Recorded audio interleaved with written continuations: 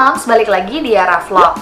Nah, aku mau tanya dong sama kalian semua, kamu ngerasa bingung gak sih stuck sama anak-anak 24/7 during pandemic ini? No schools, no play dates? Oh no! Nah, tenang aja kok, kamu nggak sendiri. Aku pun sama, dan aku yakin di luar sana pasti banyak banget ibu-ibu atau mamah-mamah, papa-papa yang merasakan hal yang sama. Anak-anak main gadget all day, mereka males ngapa-ngapain, di rumah aja, serasa setiap hari adalah holiday. Sedangkan kita harus deal dengan pekerjaan rumah, dengan pekerjaan kantor, harus looking after suami juga dan anak juga. It's not easy. So, aku mau share tips ke kalian semua gimana sih juggle with work and kids during pandemic.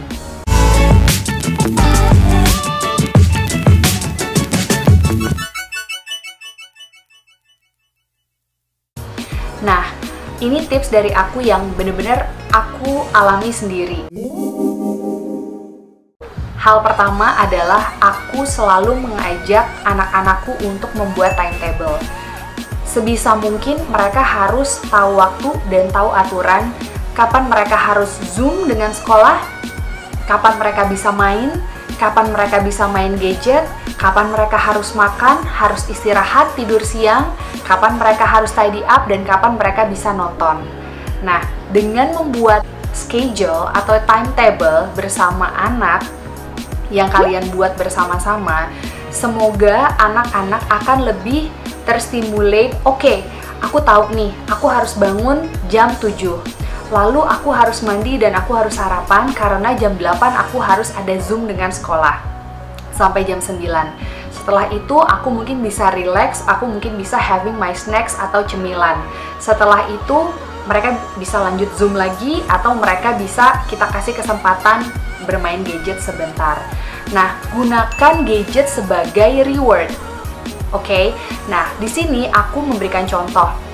Misalnya Yara udah selesai makan siang. Yara udah do homework dari sekolah. Lalu dia udah melakukan job dan task yang dia harusnya lakukan dengan baik. Dan jadinya aku kasih mereka rewards untuk bisa main TikTok atau nonton YouTube. Atau simply aku memperbolehkan Yara untuk menelpon teman-temannya di waktu dan jam yang tertentu. Nah, dari sudut pandang si anak, pasti anak-anak juga merasa boring. Aduh, ngapain ya aku udah makan, aku udah mandi, aku udah tidur siang, I done my homework. Dan mama papaku juga sibuk kerja, mama papaku juga busy sendiri. Dan that's why mereka longing for gadgets, dan mereka emang benar-benar looking forward banget untuk main gadget karena untuk kill the time. Jadi saran dari aku adalah untuk kalian para parents, luangkan waktu untuk bermain bersama anak, luangkan waktu untuk chilling bersama anak-anak. Bisa dimulai dengan berjemur di pagi hari. Simply luangkan waktu 30 menit sampai 45 menit untuk jalan pagi bersama anak-anak, untuk bisa main bersama anak-anak, untuk jemur pagi bersama anak-anak. Selain itu untuk sarana kesehatan, itu pun menjadi sarana untuk keluarga, yaitu mama, papa, adik, kakak, untuk bersatu bersama-sama, spending time together, jadi lebih bonding untuk bareng-bareng. Nah, selain itu kita bisa mengikut sertakan anak-anak dalam kegiatan rumah. Contohnya, kegiatan memasak.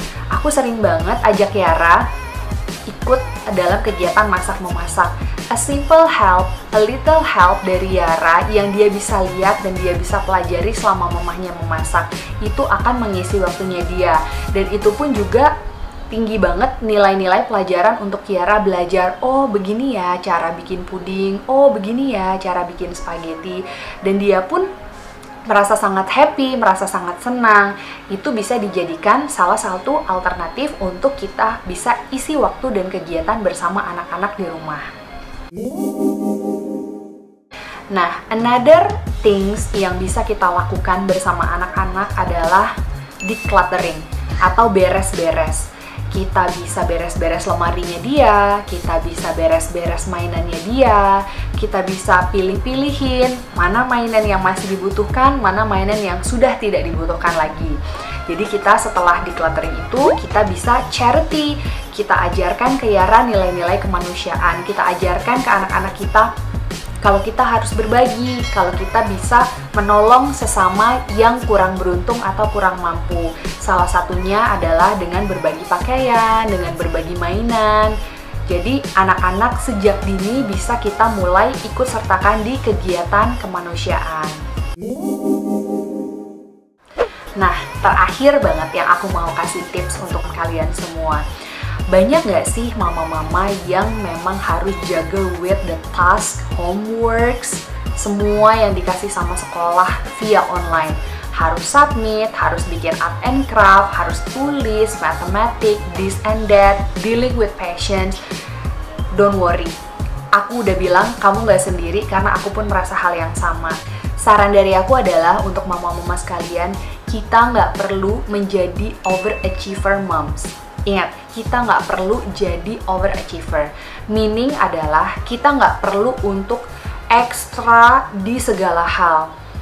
Kadang-kadang anak-anak juga ada capeknya, kadang-kadang kita juga banyak kesulitan, kadang-kadang kita pun ada kerjaan dari kantor, kadang-kadang anak yang satu lagi pun membutuhkan bantuan kita.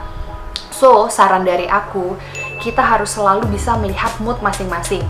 Mood si ibu juga harus dipastikan bagus, karena kalau ibunya sendiri moodnya udah nggak bagus, pasti deh suaminya kena marah, anak-anaknya juga kena marah, kabinet rumah tangga seperti suster atau mbak juga kena marah, semuanya udah terbengkalai. Jadi dimulai dari kita sebagai seorang ibu. Yang kedua adalah kita lihat juga anak kita. Gimana sih mood anak kita? Dia lagi mood nggak sih diajak belajar matematika? Dia lagi mood nggak sih untuk diajar menulis? Dia mood nggak sih lagi disuruh bikin art and craft? Kalau memang moodnya sudah tidak memungkinkan, jangan dipaksa. Kasih dia cemilan, kasih dia reward untuk memboost up mereka punya mood supaya mereka bisa get back untuk melakukan task mereka. Yang ketiga yang aku selalu terapkan di rumah bersama Yara adalah dari 7 atau 8 task yang diberikan oleh sekolah, aku nggak perlu mensubmit semuanya. Nah, aku akan tanya sama Yara, Yara ada 8 task nih dari sekolah. Aku jelasin task pertama sampai task ke-8 itu apa-apa aja. Lalu aku tanya, Yara mau kerjain yang mana? Mama nggak mau paksa Yara untuk mengerjakan 8 task saat itu juga, hari itu juga.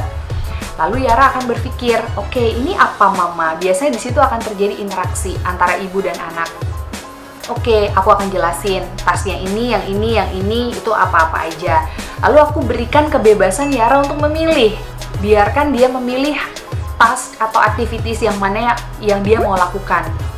Nah, dengan menginvolve Yara dalam memilih activity apa aja yang dia mau lakukan, itu akan membuat dia sendiri semangat dan bertanggung jawab akan pilihannya sendiri. Beda kalau kita yang menyuruh, kita yang mendiktate. Yara, ayo kita kerjakan A. Yara, ayo kita kerjakan B. Yara, ayo kita kerjakan C. Yara mengerjakan activities itu dengan terpaksa. Itu karena memang, karena mama suruh aku untuk doing things. Beda halnya kalau aku nanya sama Yara, Yara mau kerjain task yang mana, activities yang mana. Dia akan lebih bertanggung jawab dalam pilihannya sendiri. Nah, hal yang terakhir yang mungkin bikin kamu semua para ibu di rumah stres adalah rumah berantakan. Karena anak-anak di rumah all day long. Nggak masalah, nggak apa-apa. Rumah berantakan itu nggak bakalan bikin kamu sakit. Rumah berantakan nggak bakalan bikin kamu nggak bisa makan, ya kan? Nggak bisa bikin istirahat. It's okay. You don't have to be perfect. Yang penting jaga kewarasan seorang ibu, karena kewarasan seorang ibu sangat penting dan menjadi tombak untuk kebahagiaan di suatu family. Nah, segitu aja tips dari aku, semoga bermanfaat untuk kalian-kalian semua, para ibu dan para orang tua di rumah yang lagi work from home dan juga harus juggle dengan kids yang school dari rumah. Kalau kamu suka konten ini, please komen lagi di bawah. Jangan lupa like, comment, subscribe, share juga boleh. Ikutin terus ya video-video selanjutnya. Bye!